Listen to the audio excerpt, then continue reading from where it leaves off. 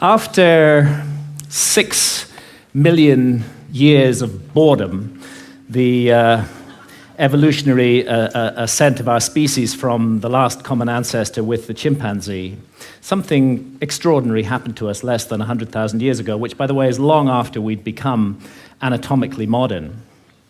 It was a kind of emergence into consciousness less than 100,000 years ago, really less than 40,000 years ago, when we became fully symbolic creatures. And this great change has been defined as the single most important step forward in the evolution of human behavior, is intimately associated with the emergence of the great and transcendent rock and cave art all around the world.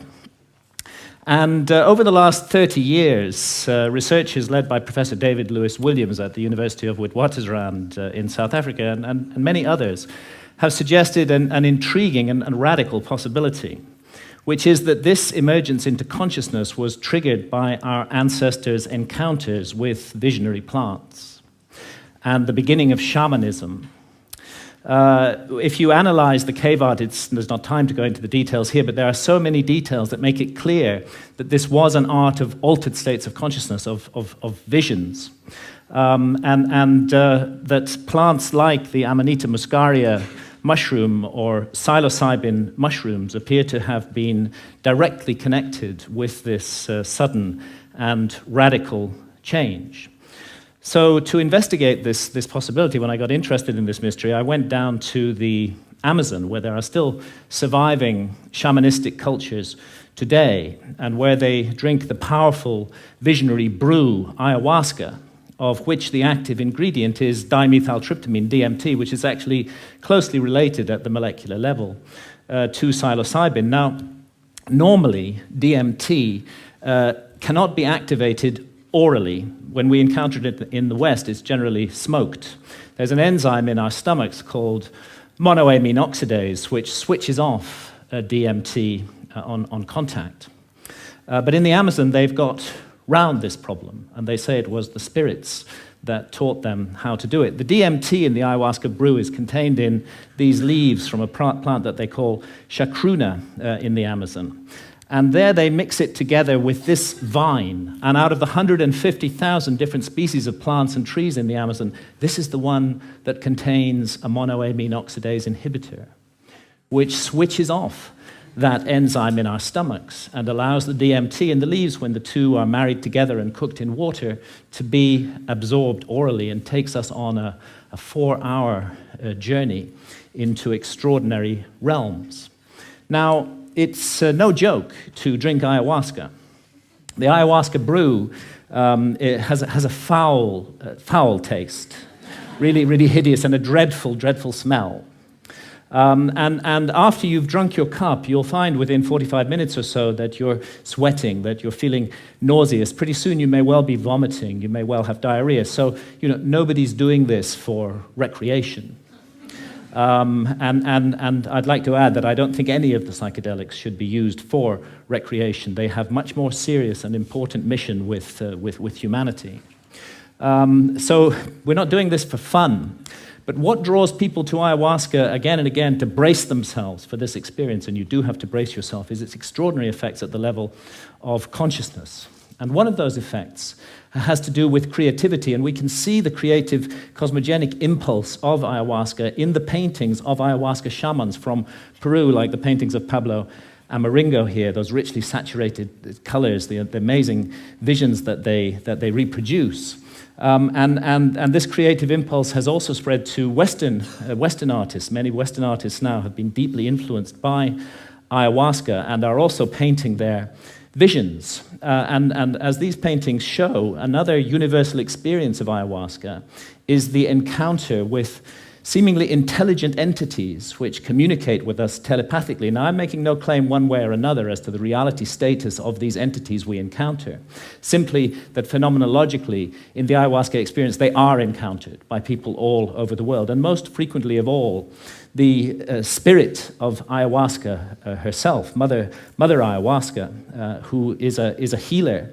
And although she's kind of the mother goddess of the planet, She seems to take a direct personal interest in us as individuals, to heal our ills, to want us to be the best that we can possibly be, to correct errors and mistakes in our behavior that may be leading us down the wrong path. And this is perhaps why, and it's an untold story, really. Ayahuasca has been fantastically successful in getting people off harmful addictions to hard drugs such as heroin and cocaine. Jacques Mabit at the Taquihuasi Clinic in Peru brings heroin and cocaine addicts out there for a month, gives them 12 ayahuasca sessions, and they have encounters with Mother Ayahuasca during those sessions that lead them not to wish to take heroin or cocaine anymore, and more than half leave completely free of their addiction, never return to it, and don't even have withdrawal symptoms. And the same incredible healing work was being done in Canada by Dr. Gabor Mate until the Canadian government intervened and stopped his healing practice on the grounds that ayahuasca itself was an illegal drug. Now, I have some personal experience of this. I've not been addicted to heroin or cocaine, but I had a 24-year non-stop cannabis habit. And this started off smoking the herb and laterally vaporizing it, but the basic truth is that for 24 years, I was pretty much permanently stoned. And I enjoyed being stoned. And I felt that it helped me with my work as a writer, and perhaps at some point it did. But when I first encountered ayahuasca, I'd already been smoking cannabis for 16 years, and almost immediately, ayahuasca started giving me messages that this was no longer serving me, that it was leading me to behave in negative and unhelpful ways towards others. And of course, I ignored those messages for years and years and went back to being stoned 16 hours a day. But that negative behavior that ayahuasca was pointing up did actually get worse and worse. I don't want to put down cannabis, and I believe it's the sovereign right of every adult to choose to smoke cannabis if they wish to do so. But I think I was overusing it. I think I was abusing it, not using it responsibly. And I became more and more paranoid, jealous, possessive, suspicious. I was subject to irrational rages. I often made the life of my beloved partner, Santha, a misery. And when I went down for my regular encounter with ayahuasca in October 2011, I was given the most unbelievable kicking by Mother Ayahuasca. And I was put through an ordeal. It was a kind of life review. And it's not an accident that ayahuasca is the vine of the dead. I was shown my death. And I was shown that if I came to death and what awaits us after death, without having corrected the mistakes that I was making in my life, that it would be a very bad thing for me. And actually, Mother Ayahuasca literally took me to hell. And that hell was a little like this hell painted by Hieronymus Bosch, a truly terrible place, and a little like the place that the ancient Egyptians called the judgment hall of Osiris, where our souls are weighed in the scales in the presence of the gods against the feather of truth, of justice, of cosmic harmony. And I was shown that the path I was walking, my abuse of cannabis and the behavior associated with it, was going to lead me to be found wanting in the judgment, and that I might face annihilation in the world beyond death. So perhaps not surprising that when I came back to England later in October 2011, I gave up cannabis, and I've never smoked it again since then. And actually, and again, I'm speaking only personally with no comment on others' use of cannabis, it's as though a monkey has been lifted off my back. I'm liberated in incredible ways. Far from my creativity being inhibited, I find myself writing much more productively, much more creatively, much more focused, and much more efficiently as well. And I've begun to be able to address those negative aspects of my behavior, which cannabis had revealed, and hopefully to make myself slowly, it's a long progress, into a more nurturing, more loving, more positive person. And this whole transformation, it really has been a personal transformation for me, was made possible by this encounter with death that Mother Ayahuasca gave me. And you know, that leads me to ask, what is death? Our materialist science reduces everything to matter. Materialist science in the West says that we are just meat, we're just our bodies.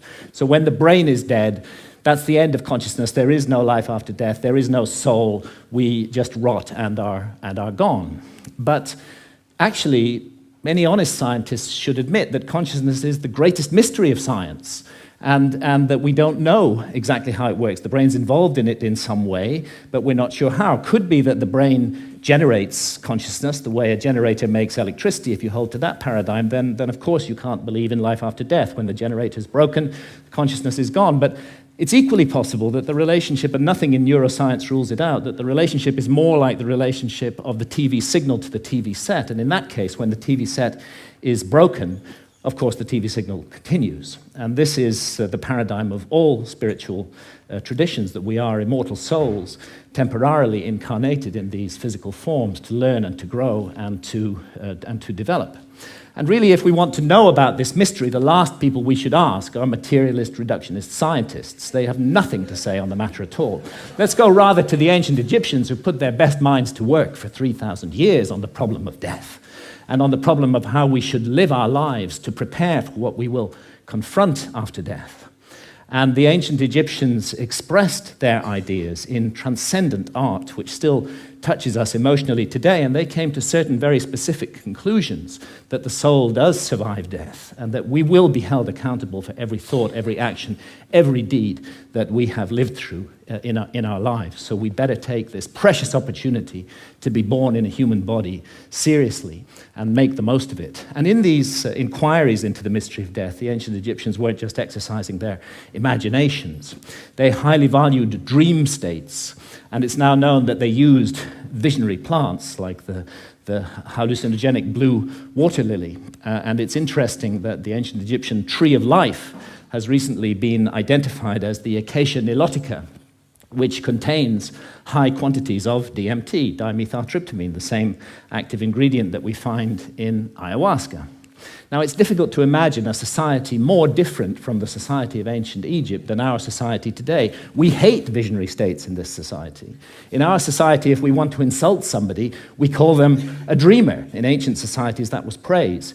And we have erected huge apparatuses of armed bureaucracies who will invade our privacy, who will break down our doors, who will arrest us, who will send us to prison, sometimes for years, for possessing even small quantities of psilocybin or substances like DMT, whether in its smokable form or in the ayahuasca brew. And yet, ironically, DMT is, we now know, a natural brain hormone. We all have it in our bodies, and it's just that its function remains unknown for lack of research. And it's not as though our society is opposed in principle to altered states of consciousness. I mean, billions are being made by the unholy alliance of psychiatrists and big pharma in overprescribing drugs to control so-called syndromes like depression or attention deficit disorder in teenagers.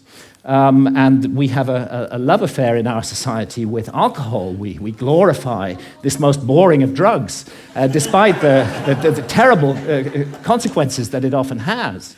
And of course, we love our stimulants, our tea, our coffee, our energy drinks, our sugar, and huge industries are built around these substances, which are valued because of the way they alter consciousness. But what all these approved altered states of consciousness have in common is that none of them contradict or conflict with the basic state of consciousness valued by our society, which I would call the alert, problem-solving state of consciousness, which is good for the more mundane aspects of science. It's good for the prosecution of warfare. It's good for commerce. It's good for politics. But I think everybody realizes that the promise of a society over-monopolistically based upon this state of consciousness has proved hollow, and that this model is no longer working, that it's broken in every possible sense that a model can be broken, and that urgently we need to find something to replace it. The vast problems of global pollution that have resulted from the single-minded pursuit of profit, the horrors of nuclear proliferation, the specter of hunger, that millions every night go to bed starving, that we can't even solve this problem despite our alert problem-solving state of consciousness. And look what's happening in the Amazon, the lungs of our planet, this precious home of biodiversity.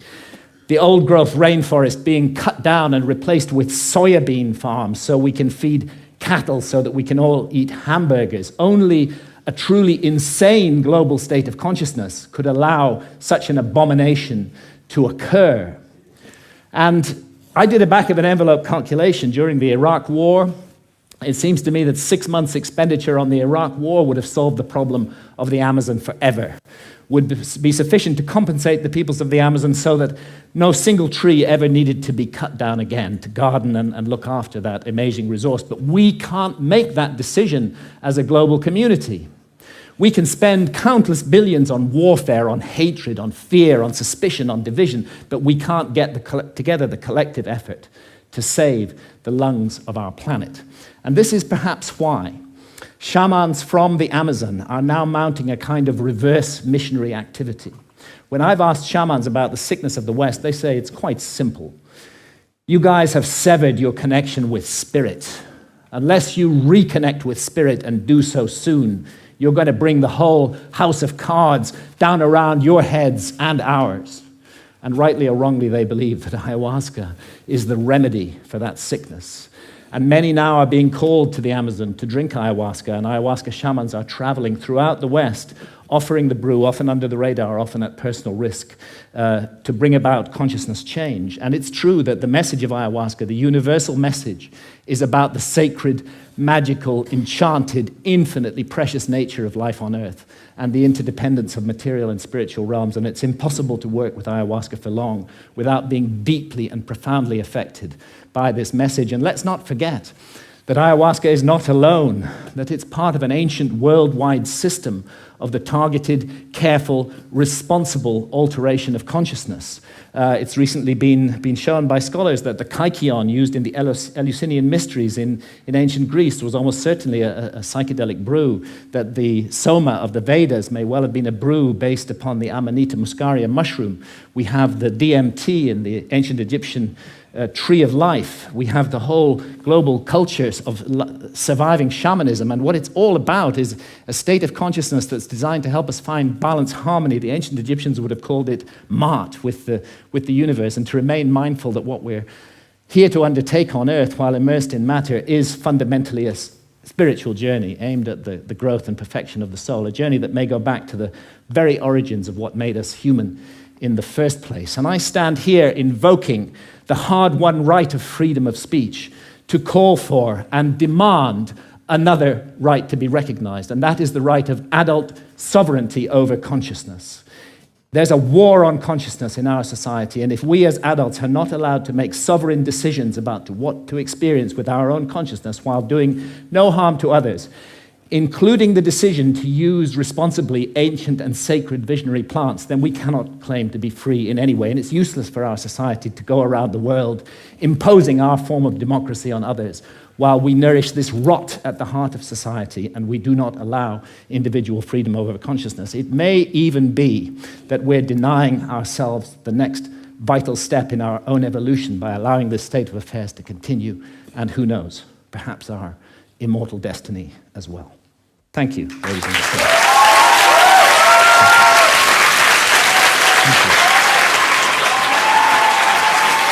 Thank you. Thank you.